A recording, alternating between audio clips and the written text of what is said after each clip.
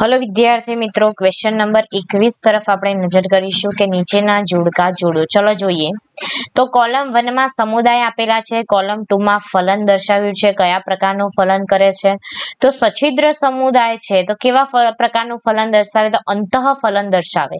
Okay, તો સછિદ્ર સમુદાયમાં આવશે 2 સામે। ઓકે, કંકતધરા બાહ્ય ફલન ધરાવે છે, પૃથુકૃમિ સમુદાય અંતઃ ફલન દર્શાવે છે।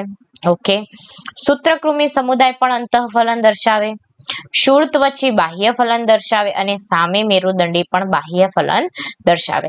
હવે જોડકા જોડી લઈએ આપણે। ચલો, પી ની સામે છે 2 તો અહીંયા 2 છે, અહીંયા પણ 2 છે, અહીંયા 1 છે, ચલો ઓપ્શન સી આવશે નહીં, અહીંયા 2।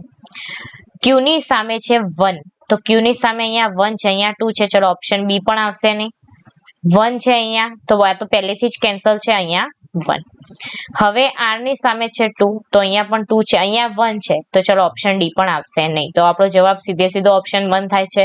બાકીના ત્રણ જોઈ લઈએ। સૂત્રકૃમિની સામે 2 છે, ટી ની સામે, પછી શૂળત્વચીની સામે 1 અને યુ એટલે સામે મેરુદંડીની સામે 1, તો જવાબ થશે આપણો ઓપ્શન 1। ઓકે, એ।